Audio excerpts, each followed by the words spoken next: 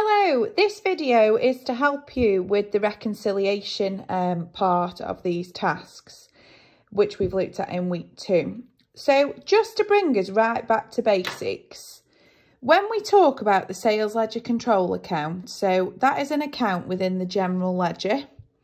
And let's say, for example, at the moment, that sales ledger control account has got a total of £100. Okay. Then that £100 could be split out into who owes us what money. So in this one, I've used Smith, Bale and Thomas and the amounts they owe. And what's crucial here is the total of our control account should always equal the total of the subsidiary account when added together. Okay. So what I would do when you're doing these reconciliations is, first of all, establish what it is that you're dealing with. So in this one, we're dealing with the sales ledger control account. So this is controlling who owes us money. Okay. Sales ledger control account is an asset. So when it gets bigger, it's a debit. When it gets smaller, it's a credit. Okay. And what the purpose of this task is because for some reason they aren't matching. So we need to look at the scenarios we're being given to look at, would this be bigger or would this be bigger? So I've got 5 examples here that I'm going to go through with you. Okay. So the first one I've got is that the total column of the sales day book was overcast by £50. So overcast meaning too much. So if I can just bring you right back, think of your sales day book that you did in the previous unit. You'll have your net, your VAT, your gross columns, various invoices, and then the total. So let's say, for example, here we've got net of 50, VAT of 10, gross of 60. Okay. So this is saying that it's been overcast by £50. So the gross, that figure would go to the sales ledger control account.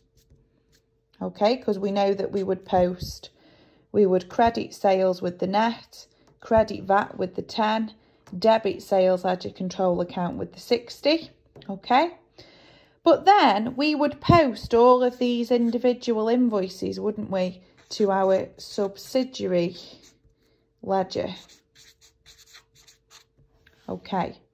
So this means then that £50 more has gone to the sales ledger control account than what was actually in the total.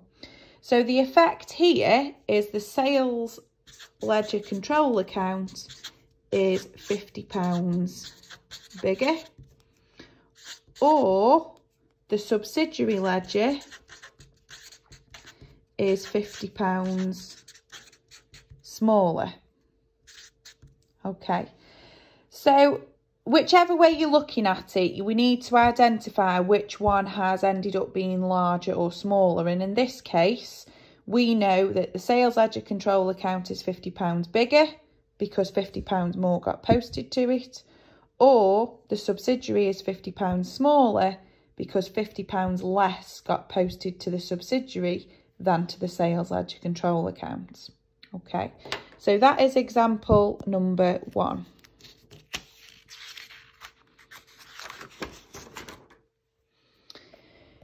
Example number 2 then says that invoice number 10 was put onto Mr. Smith's account.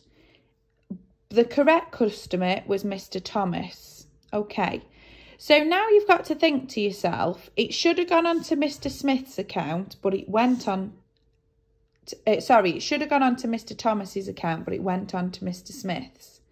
However, we've not been told about, so there's no incorrect double entry. Okay. The actual error is which customer.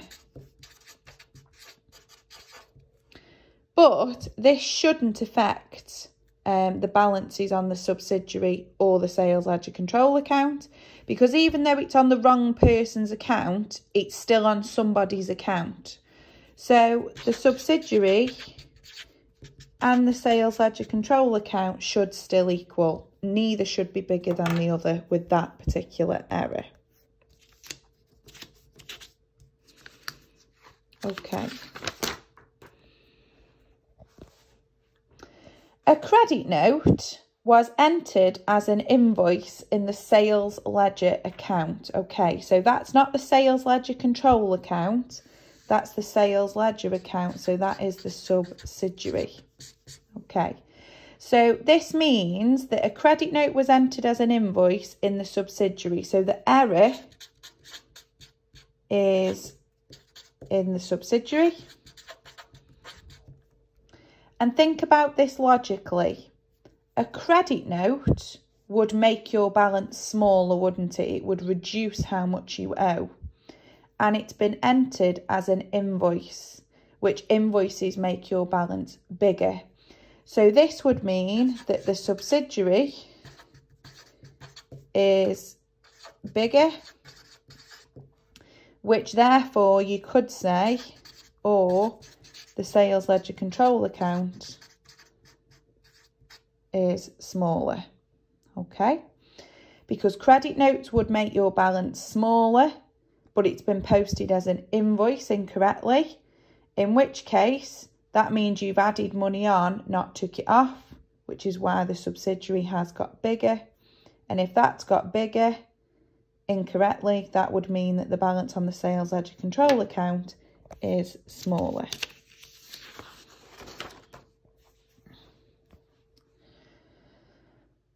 Okay, an invoice for £500 was recorded in the sales day book as £50. Okay, so this is in the sales day book as 50, which means all double entry done based on the 50. Okay. However, we've not been told about no double entry errors. So if there are no double entry errors, theoretically, the sales ledger control account should still equal the subsidiary, because yes, it should have been 500, but it's been recorded as 50. But as long as everything has been done regarding the 50, the net VAT and gross relates around the 50, from a double entry point of view, everything is still correct, because 50 will have been put within the sales ledger control account and 50 will have been put into the subsidiary. And don't forget, the whole thing is sales ledger control should be equaling the total of the subsidiaries. Okay, last one. A discount of £200 was entered into the sales ledger control account, but not in the customer's account. Okay, so a discount should make your balance smaller, shouldn't it? Okay, so if it's been put in the sales ledger control account, but not in the customer's account, that would mean that the sales ledger control account is smaller, or therefore that would mean your subsidiary is bigger. Okay, because if you've taken £200 off the control account, that means there's going to be a £200 difference between your control account balances and your subsidiary ledger, because don't forget, customer accounts are in the subsidiary ledger. Customer accounts. Okay.